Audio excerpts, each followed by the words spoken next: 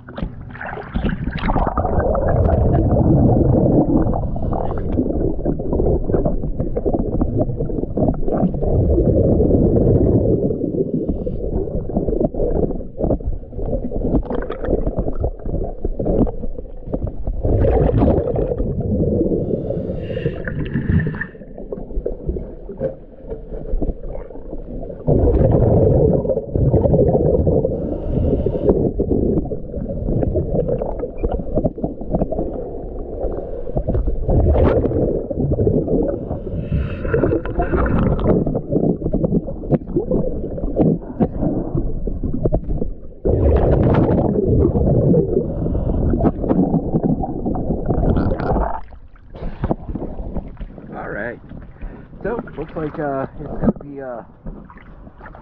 not an hourly.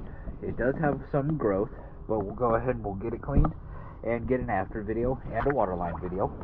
Your zincs already, they look like you have a 1 1/4 inch color zinc, a size D prop nut zinc, and there looks like there'd be a bow thruster zinc, and we'll get that cataloged as well.